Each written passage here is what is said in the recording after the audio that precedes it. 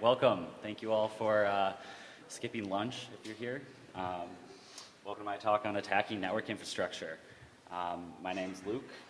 Here's some boring info about me. I'm a security engineer originally from Minnesota. I'm working in the Bay Area currently. I'm a junior undergraduate student. It's my second year at DEF CON. I spoke last year. I also participate in a lot of bug bounties, so if any companies run a bug bounty, you've probably heard my name. I'm the jerk that submits bugs at anything other than working hours. If you have any questions about this presentation, or you'd like to send me legal threats, there's my contact information. I'll put it back up at the end, along with the code and the slides for this presentation will be linked at the end. Louder, okay, better. I'm trying to avoid tipping it over. All right, let's get the boring stuff out of the way first. Here's my lovely disclaimer. The views and opinions expressed in this presentation are those of the author and don't necessarily reflect the official policy or position of any current or previous or future employer. Just don't sue me. All right. As usual, we'll start with a quick rundown of what we're going to be talking about today. I'm going to start with what Internet 2 is, then move into some of their products, mapping their network, and then exploiting some of those products in order to gain control of devices that are running on very large network uplinks. Now, to make this presentation work, there are 2 computers and 4 VMs up here that all have to work together perfectly, and there's only so many sacrifices you can make to the demo gods, so please bear with me if things don't work well. I've tested them enough, but yeah, without further ado, let's get started. So I wanted to give a bit of backstory about how I got started looking at this software and this perf sonar product, which we'll get into in a minute.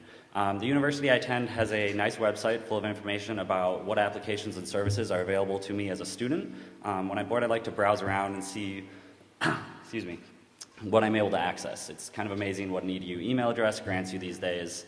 One of these pages was called Internet 2. So the description is, the Internet is a global system of interconnected networks. The university connects to both the global Internet and a number of special research and education networks commonly referred to as Internet 2.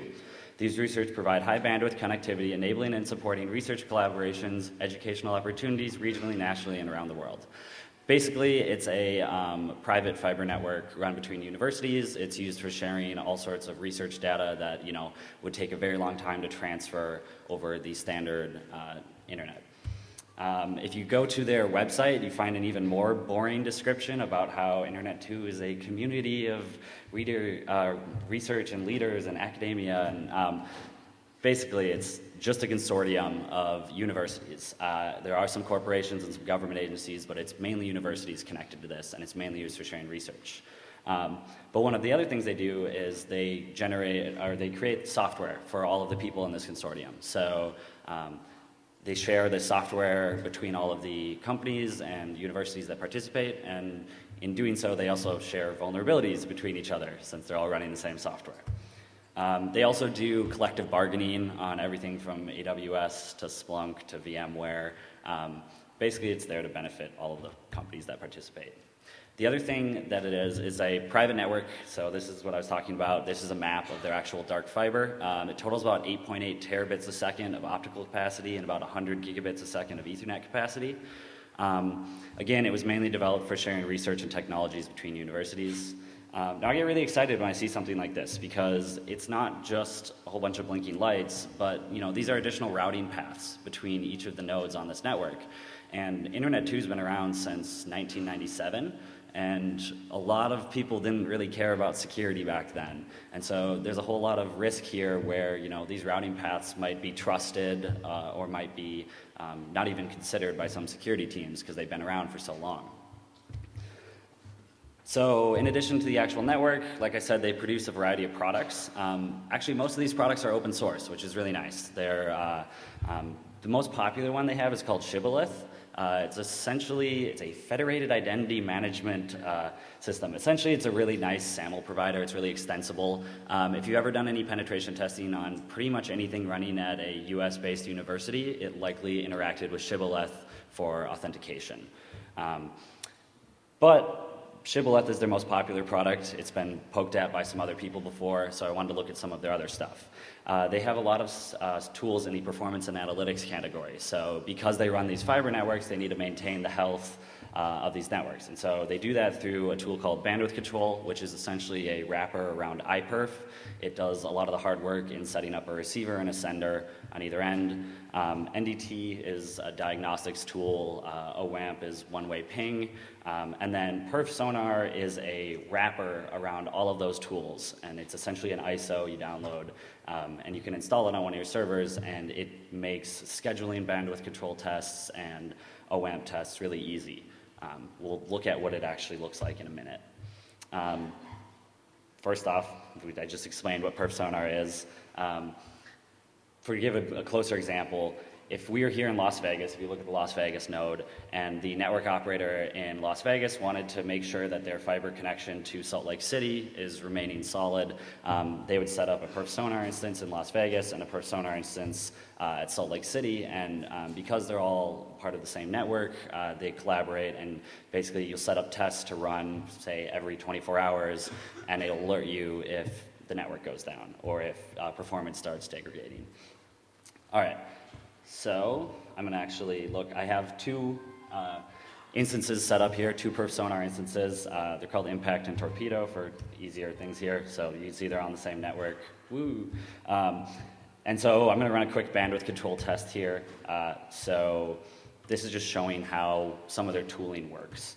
And so what it's done here is it's chosen to use iPerf.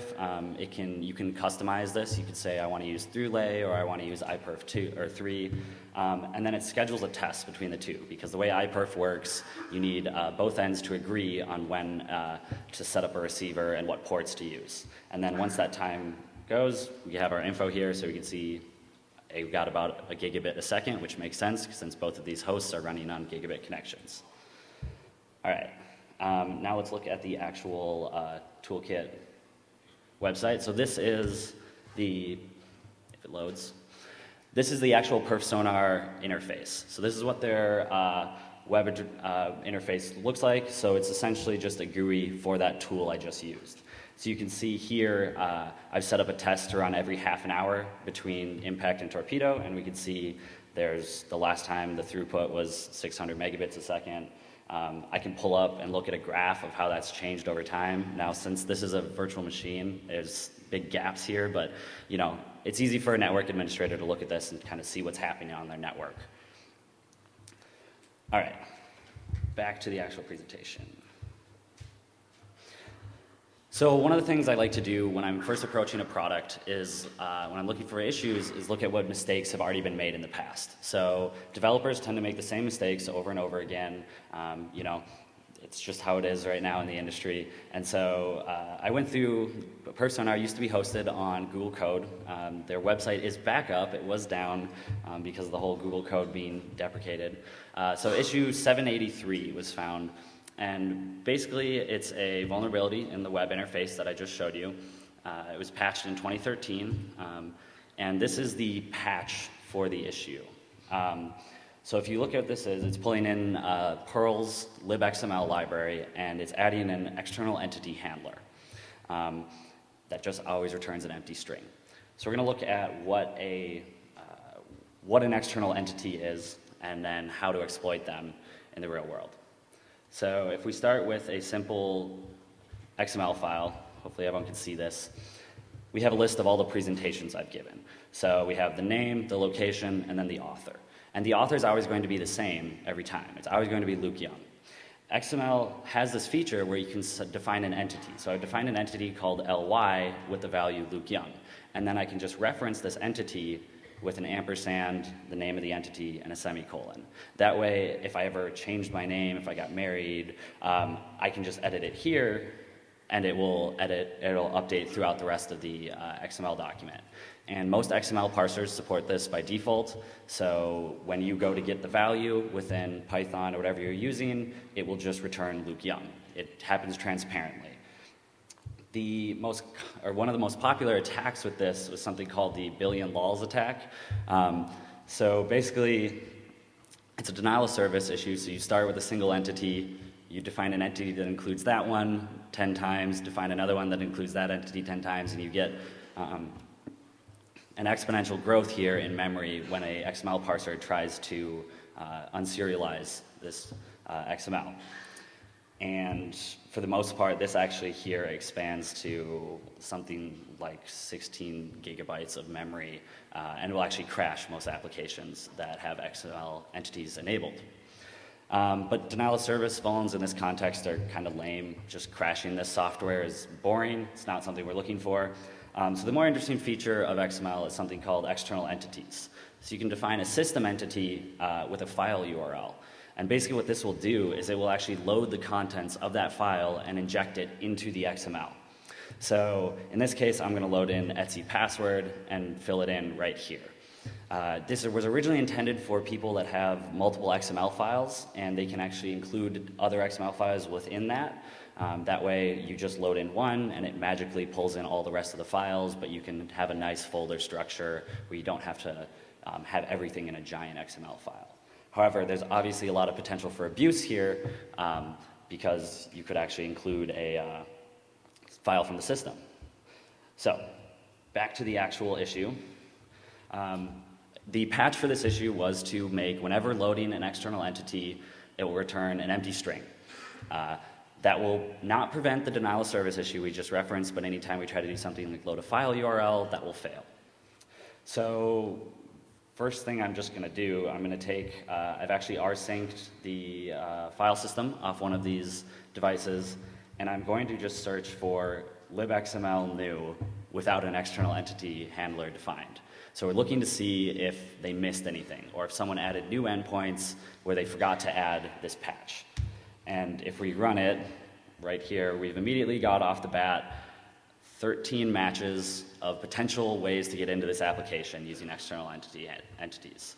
Now this is actually a bit of a false positive because some of these are libraries that are all symlinked, and so Sublime thinks they're different files, but there's actually only about 6 different ones here. The particular one that's vulnerable is in NMWG message. So as you can see here, it defines a libxml handler. It doesn't set up a way to block external entities, and then it parses in a file. And if we trace this all the way back up the stack, this is accessible as an external user. So that request looks a little bit like this. So we're going to send a SOAP request. Any of you who've done stuff with XML, you probably know what SOAP is. And then we'll define this NMWG message handler, and then within here we're going to include Etsy password. So this file right here, we're actually going to try and do this live now. So we're going to send a post request to the OPPD daemon on this server, which traces all the way back to that Perl file. And if we run it, there's Etsy password off one of the systems. So next thing I want to do, the authentication in this application is handled by Etsy Shadow, so I'm just going to read Etsy Shadow instead. This is a file I didn't show, it's just the exact same thing except for Etsy Shadow, and it doesn't work. So the reason this happens here, it actually just sends us an extremely verbose error message that it can't read that file. And so the reason that's happening is because the OPPD daemon isn't running as root on this device. So we don't have permission to read this file, and we can read other stuff off the system. For example, we can read a SQL, somewhere in here, SQL password.